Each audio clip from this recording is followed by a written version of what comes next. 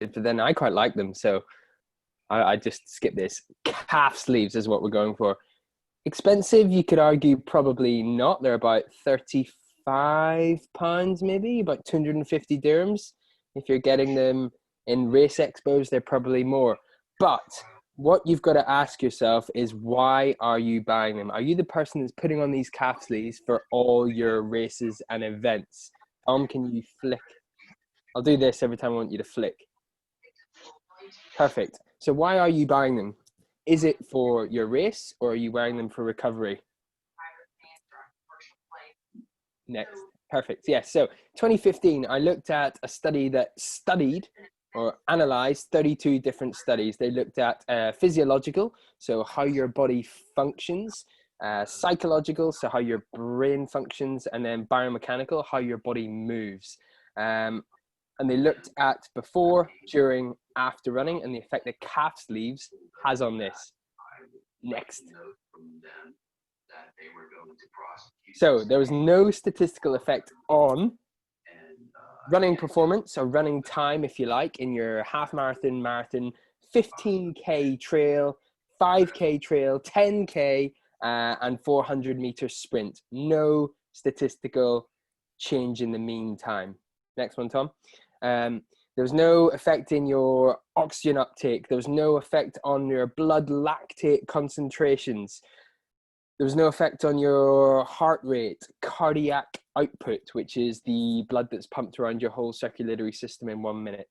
There was no effect on stroke volume, which is the blood that's pumped around your left ventricle in 1 minute. There was no effect on your perceived body temperature, so how hot you think you are. So if you put them on and go, oh, my legs feel hot, you're wrong. There was no statistical effect on the mean of that. And then there was no effect on the strength-related performance tasks that were carried out post-run. Next one, Tom. Keep going. Keep going, keep going, keep going, keep going. I've just said those things. Next. Next slide, please. What it did, though, have a really small positive effect on was your time to exhaustion over the longer distances. So if you're running at a certain pace or a set target time, you could maybe hit that time, or sorry, you could run at that pace for a little bit longer before you were exhausted. It had a little effect, next one, on running economy. We talked about running economy a few weeks ago. There's so many factors that affect running economy. And it's effectively your effort to run at a certain pace. There was a small positive effect on blood lactate clearance, so how quickly your body can clear lactate from the blood. And the RPE, a small positive effect on your rate of perceived exertion. So if you're wearing them, you think that your effort is lower than it is. And there was a really small positive effect on body core temperature. Large positive effects. Now, this is the big one. This is why you'd want to wear them. Post-exercise leg soreness, the DOMS, how sore are your legs after a run? And then also the delay in onset muscle fatigue. What the main reason, or what the studies seem to find, the reason that it doesn't have an effect during the run, or there's not enough effect during the run, is because they just don't provide the level of compression that you'll need for it to have a worthwhile effect. If you want to get the benefits of the running gains, they need to be super, super tight, and you won't be able to get them on your leg for a start, and you won't feel like you want to wear them if they're as tight as they should be. Huge effects, though, on recovery. Lots of all the studies that I was looking at seem to elicit positive recovery effects. Now, some showed this in post-exercise pain, some showed reduced muscle damage, but quite a lot showed positive psychological benefits. So if you have calf sleeves, you put them on, they're not going to do you any damage when you're running, but if you think that they're helping you, then they will help you. The placebo effect, if you will. Yes, really, can you flick on a little bit, Tom, to the pictures? Yeah. Last one. Paula Radcliffe there. So Paula Radcliffe was slated once for wearing calf sleeves in a race, and everyone then went out and bought them. And she wore them in the London Marathon famously because she thought they would have a positive effect on her running. So she was going for the psychological element. If you really, really, really want to wear them, I suggest wearing them for recovery post-run, not so much for the run itself. If you wear them for the run and tell us that they're going to increase your performance for X, Y, Z, we're going to check how tight they are, but we're probably going to say it's psychological as opposed to physiological. I hate them. You know what? if you listen to my talk about Chamonix, you'll have noticed I was wearing them in quite a few of the pictures, and I look back at myself and think, oh, why? I don't even like how they look. Rob, did you feel uncomfortable in them, or was it just Yeah, just do you know what? They're a right pain in the arse to get on as well. I had the ones that were socks, the full sock to calf, and it took so long to get on. They weren't that comfortable to wear as shoes. They were the tightest ones I ever found. They were 2XU ones. Any calf sleeve I've had that's just the sleeve has never been tight enough. And I've worn them a few times for running, didn't like them, but I have worn them post-run for recovery, and I did have a pair of super, super tight ones. But they took so long to get on, they didn't feel nice when I was wearing them because they were so tight. So I just don't. There are there's much cheaper ways. There are cheaper ways that you can recover well with sleep, nutrition, rehab work, stretching, mobility challenge. We looked at it, mate, didn't we? Because we chatted on the podcast about them once, and you want ones that have graded compression. So you want tight around the ankle and then loosen up as it goes up the muscle towards the knee. Because otherwise, if they're too tight at the top, your blood will pool down in your feet as well. So if you are buying, you want graded compression. That should be their main focus of what they are. But it's interesting, they affect core temperature, but they don't affect perceived temperature. Is that right, what you said? Yeah, that was it. This is where you look at all the different studies, and quite a lot of them are slightly conflicting in that sense. But again, I think that's the psychological aspect, isn't it? But so I guess you put on more clothes, you feel more, perceived body temperature. So you put on more clothes, you feel more hot. Yeah, but it doesn't affect your core temperature. It doesn't. Yeah, it doesn't affect core temperature. Well, there's a slight difference, but not a lot. It's a strange one. I was looking into it. I was actually struck by how much detail they went into. So looking at the effects on your stroke volume. Yeah, that's quite easy to measure for a study, so it's quite good. Interesting. I use the full leg Comprasport full leg ones, but only in recovery. No, actually, it's worth noting that this is only for running. Cycling's a completely different kettle of fish. But I didn't look into that. Sorry. Right. There are more positives for cycling. I'm going to slate the 4%. Oh, come on. I'm joking. Come on, I just ran in them this morning. It felt great. No, I'm joking, but I just thought I'd highlight, just look how expensive they are. I love the range. No, I'm going to attack triathletes. Have a look at this picture and have a look who is the odd one out. And then put in the chat who you think. You've got 30 seconds.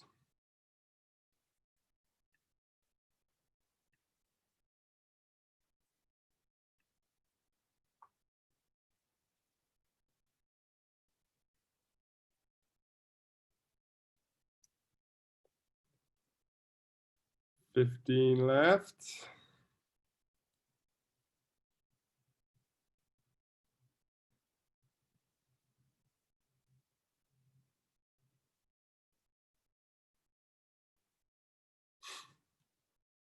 I like that people have got nicknames, not top left, right left. It's Red Bull socks. All right. Odd one out. I mean, there could be a few factors here, but bottom left. Female Kona World Champ 2019, Annie Haig. Anyway, why is she the odd one out? Because of these yellow shoes. She's also wearing socks, but maybe that's an idea into why she's wearing these shoes. Triathlon shoes is what I'm going to talk about. So Jana's got road shoes. These are road shoes, and these are road shoes. One Velcro strap, triathlon shoes. Here you can see another load of them, big straps all over them. These were really, really popular all through sort of 90s era, 2000s, up to like 2015, 2016.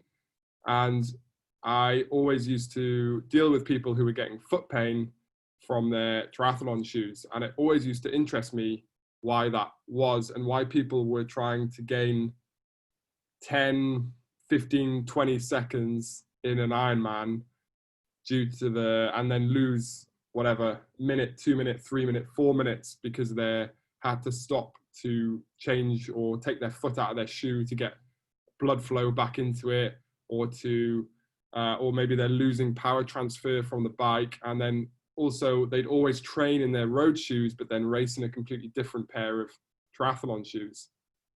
It never made much sense to me. However, I did jump on the bandwagon and use tri shoes for, I think, one race or two races in a season once, and I just couldn't understand why you'd use them because they felt so uncomfortable to me. And riding in a road shoe makes so much more sense to me as well. So I am going to say that these are a pretty expensive myth, considering that some of them can be up to the same price as a road shoe. We're talking, let me think in dirhams, a couple of thousand dirhams for a very expensive shoe that can hurt your foot. And in most cases, I find it does hurt them. So for me, triathlon shoes are out. Sorry, Tom, where was the pain? On the side of the foot? At the bottom? Can be all over. Can be all over. So what's in? Road shoes with BOA dials. The reason is you get a much stronger closing mechanism. So a lot of the road shoes these days and triathlon shoes like this from Physique, they actually do model as a triathlon shoe, but it's got a road closure. And as you can see, as it pulls down on the top of the shoe, it's closing gradually around you, kind of like we were just talking about calf sleeves. Like you want a gradual closing so that it's not just suddenly fixed in one place. And it starts from the bottom and works its way up to the top. They are, one thing you get with triathlon shoes is if you wear them a lot, you're obviously always ripping off Velcro and putting it back on. So the wear and tear of them is really low because they're always being used to open and close, and Velcro over time becomes looser. As the Velcro strap becomes loose, you get a lot less rigidity within the shoe and the foot moves around more. So most people's foot pain within cycling shoes come from their foot trying to find a stable surface, and their toes start to claw around the front of the shoe here as the top becomes looser and looser.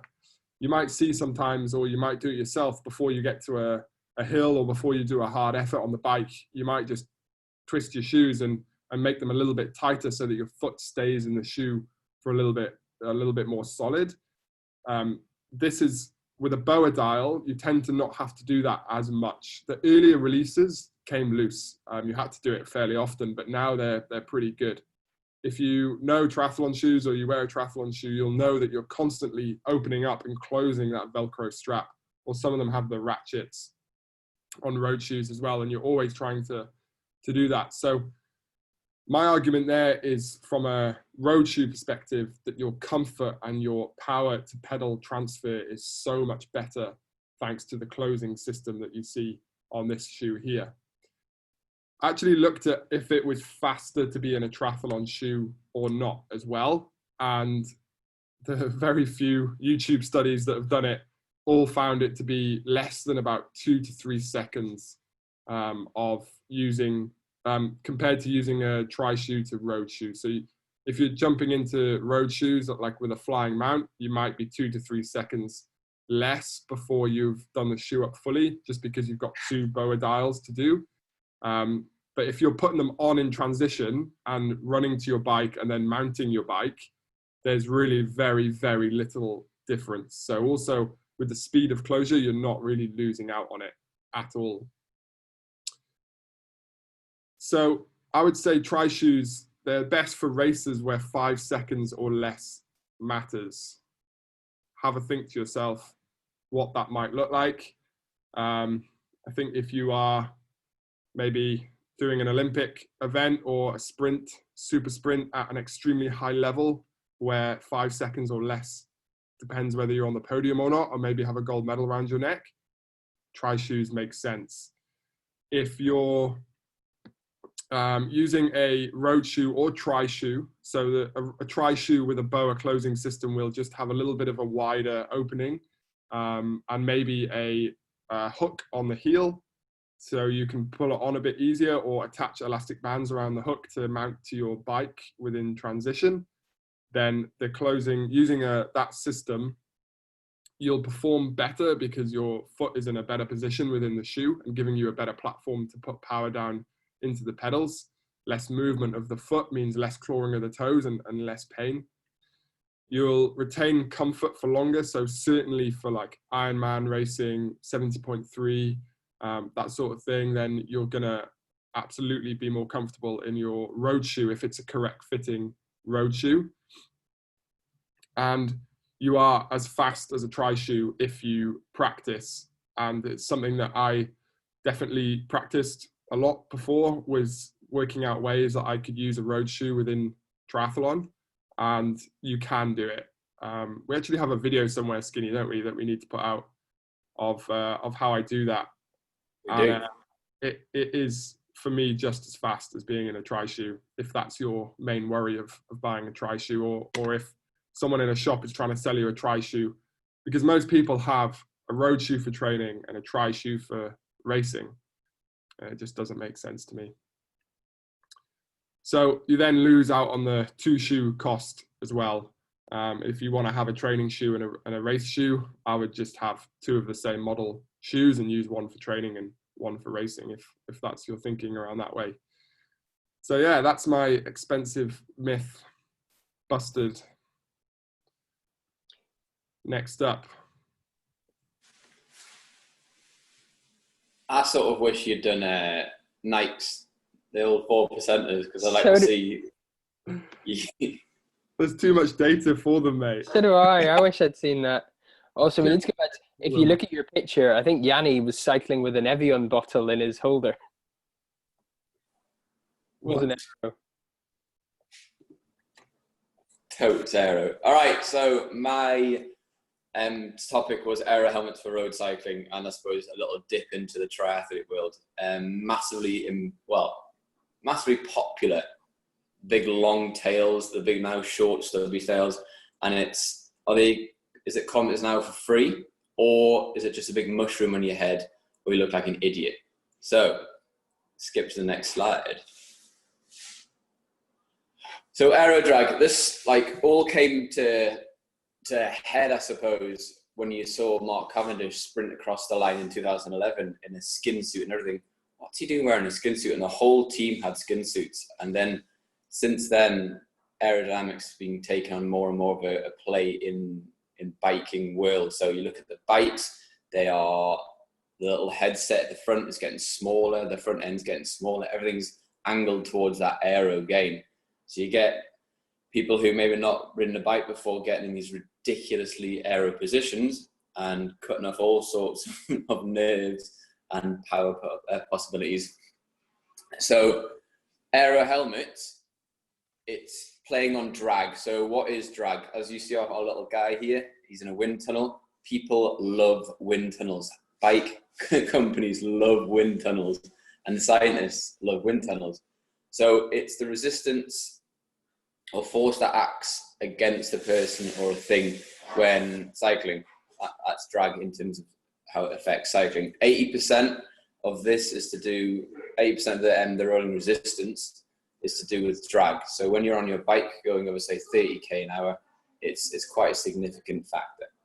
So this is the thing that we're trying to do when we add an aero helmet to it. By reducing the impact on the air and making a smoother flow, you reduce the resistance, therefore you reduce the drag, therefore you get faster for free. Thank you. Next slide. So, our lovely little aero helmets. This is mainly taking a little poke at triathletes and time trialists. So again, like I said, 70 to 80% of drag is attributed to basically your front end, your helmet, your body position, and your clothing at 30k an hour or 30 to 40k an hour. And 2 to 8% of this is attributed to your helmet. That's not a massive amount, and it requires you to go between 30 and 40 kilometers an hour. That's two things to pull out of there. And if you think 70 to 80 or 60 to 85%, and then 2 to 8% is your helmet, that leaves an absolutely massive amount. Quick math going, that's at least 52%. If you go for the lower ends, is to do with things that aren't to do with your helmet. Helmets can cost anywhere between 800 to 2,000 dirhams for an aero helmet, like on these new fancy ones. So is it worth the performance?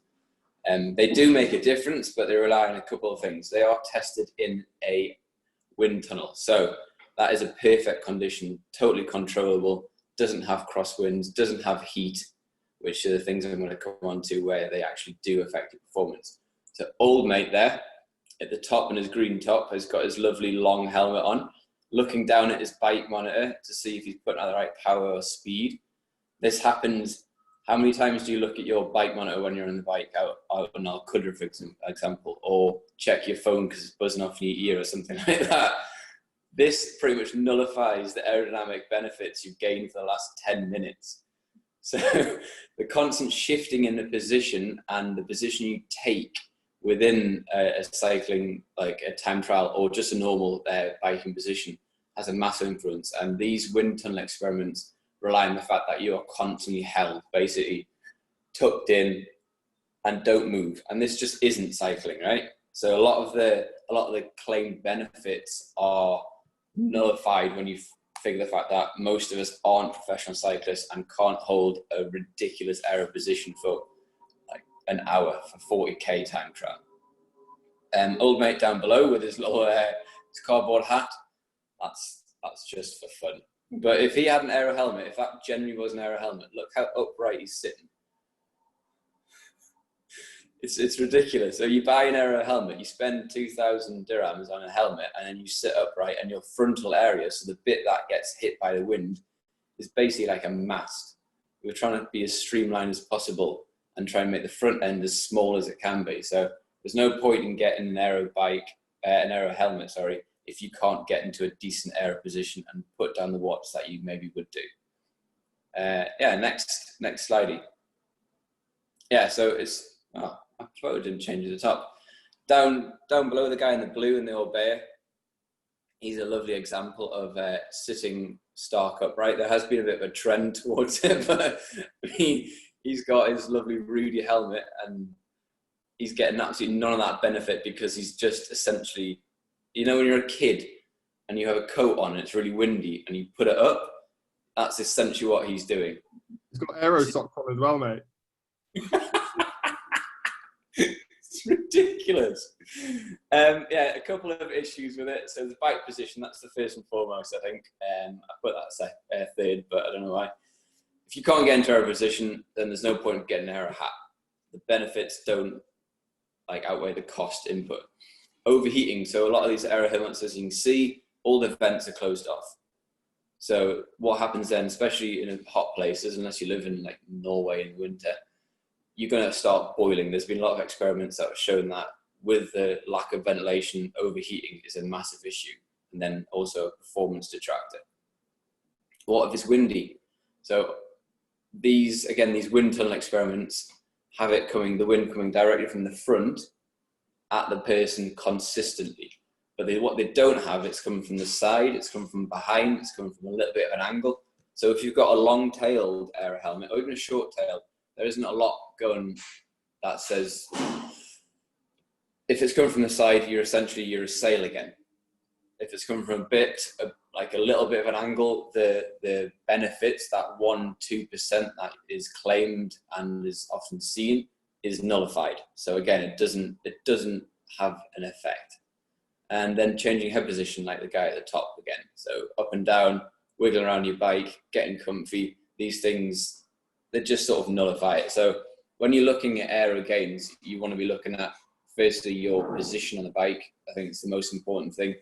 The front end of your bike. So if it's an aero bike, again, you can spend a lot of money on this, but it's really, really important to get a decent aero bike if you are bothered about that. Or just get fitter and put more power out, and then think about the more important, like the more minutiae of sport performance. So you get fitter, you put on more power, you go faster, and then you start looking at those things. And rolling resistance, so tires, etc. Essentially, it just annoys me when I see people training on these things and they're going 25k an hour when it doesn't actually have a blind bit of benefit unless you're going 30 to 40. This Talk Tuesday is essentially just a rant from all four of us. Okay, conclusions. Don't get one unless you get fitter first. Done.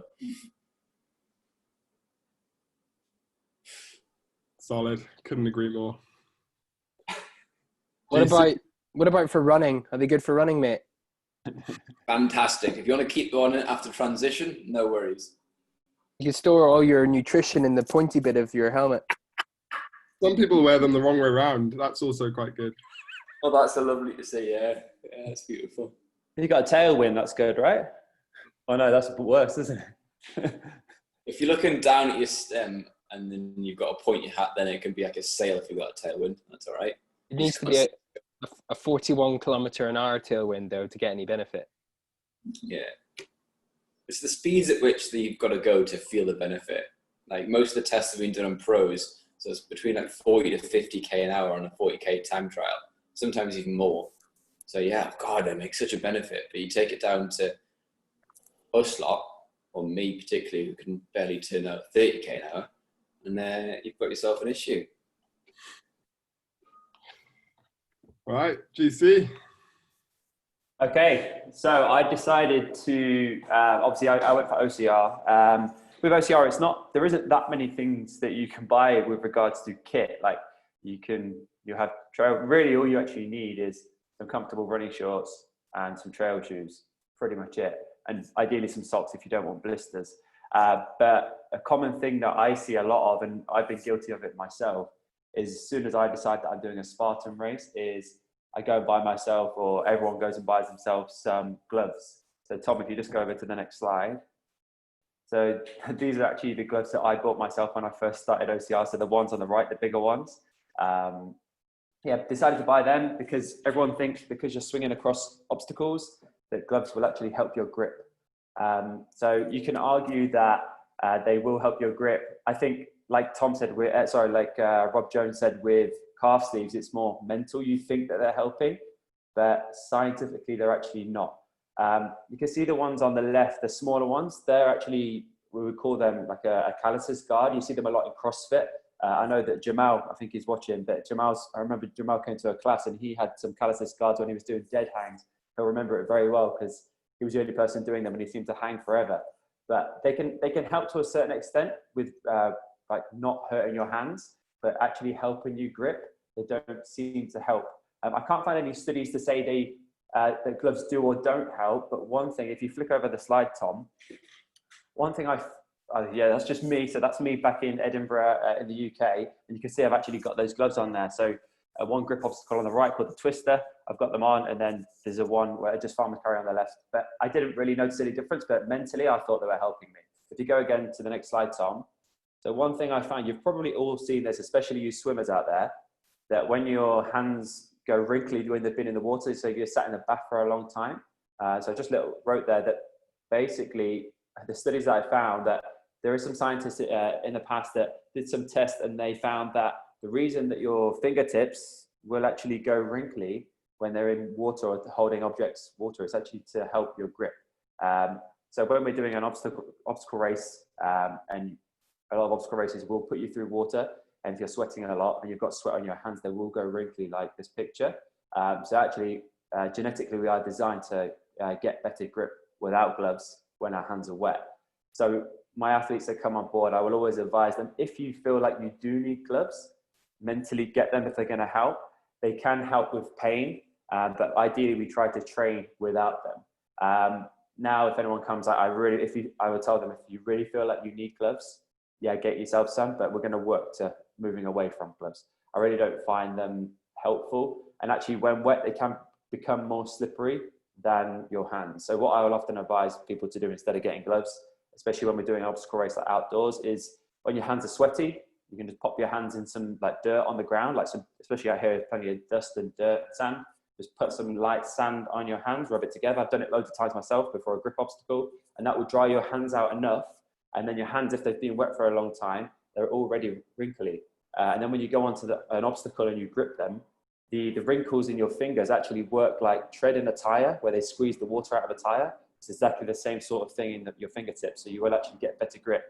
Whereas if you think about a slick tire, for example, so with no tread, if you have gloves on and it's just a flat piece of like rubber, for example, it's actually going to become more slippery if it's wet. So you'd be better to go without gloves. One example of that is a few years ago, I did a obstacle race in Ski Dubai. They do Ice Warrior Challenge. And towards the end, they have the monkey bars. And I was wearing, I don't know if anyone's ever seen them, but seal skin gloves. A lot of like army people wear them. I had some of them from when I did a hiking trip in Africa. And I tried the obstacle with the gloves on. Because they were so wet, I just slipped straight off. I attempted it again, ripped them off my hands, and the obstacle, I don't even know why I tried with gloves on. So yeah, that's my experience with them. And yeah, I think that's it. But the conclusion, if you think you need to buy gloves, if you're I've got one more thing, but if you think you need to buy gloves when you're first joining like obstacle training, or you're going to do your first Spartan race or your first Tough Mudder, do it. But if you're going to stick to it, I would advise that you train your hands to not need them. Like, how often would you see rock climbers have the best grip in the world? You'll never see a rock climber wearing gloves, ever. They chalk their hands up, like I said about the dust, which I do before I get on an obstacle. They do the same thing with rock climbing. They'll pop their hand in a chalk bag, dry their hands out, and that gives them better grip, not putting a sheet of rubber on their hands to get better grip. So no, for grip gains, no, gloves are a no. But if you are going to do a cold race, you can get gloves like this here. So these are like mitts. I've seen a lot of professional athletes that race in cold countries wear these. And if the black and white dotted area, that will actually peel back. So your fingertips are actually free. So they're going to keep your hands warm, because it's going to be super hard to complete an obstacle if your hands are numb and frozen. So keep your hands warm with mitts. And then when you get to an obstacle, you can peel the top back so your fingers are free. And then you can actually complete the obstacle with your actual hands. So your hands are actually designed to have better grip than gloves. But obviously they need to be warm. So colder races, things like Ski Dubai, the Ice Warrior Challenge. And if you plan to race in a colder country where it's like snowing and freezing temperatures and your hands are getting really, really cold, get yourself some mitts.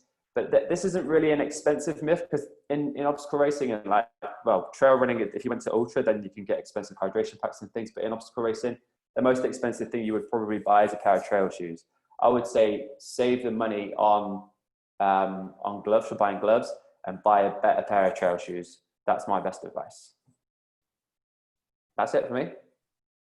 Nice. Shoes, not gloves. Put the money into shoes. It's your new hashtag, mate. Awesome. That's us. Anyone got any expensive myths that they've come across? Want to share? If not, 7:51. Wheel set. Yeah, wheel sets.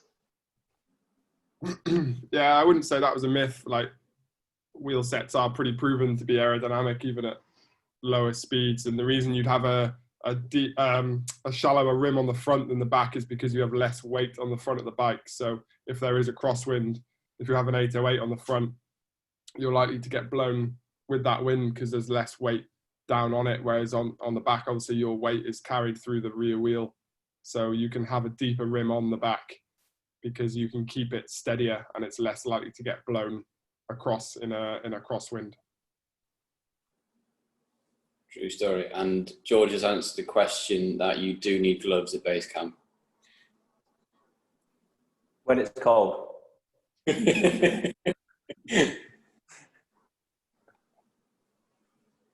Good. Anyone else? All right. So coffee chats are back on Thursdays. So at the start, if you want to run, then be there at 6:29. If you want just the coffee and acai bowl, be there at 7:15. If you want to do a different run beforehand and then come along to the coffee, you can do that. It's completely up to you.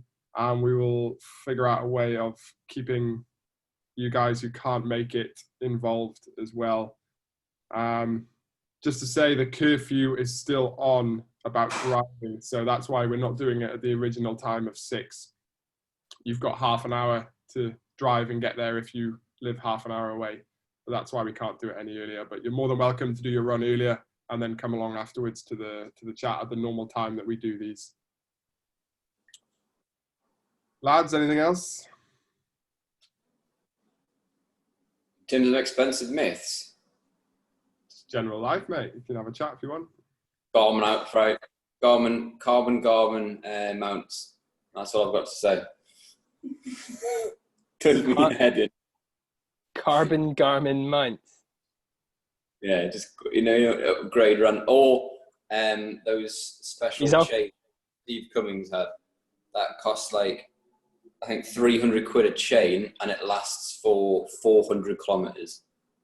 Absolutely disgraceful.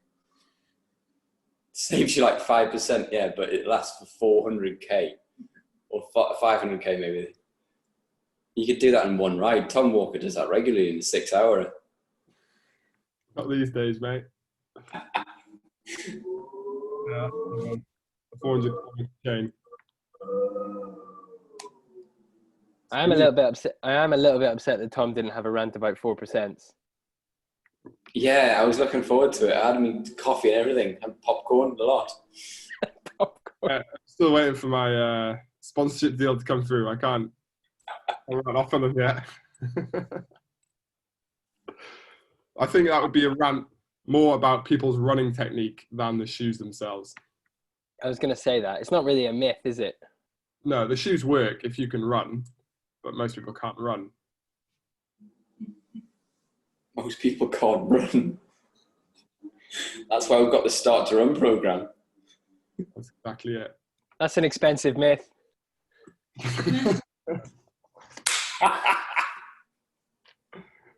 An inexpensive myth it is. Stitch yourself up. Good. All right, guys. Have a great day. Thanks for coming along. See you Thursday. See you later. Thursday.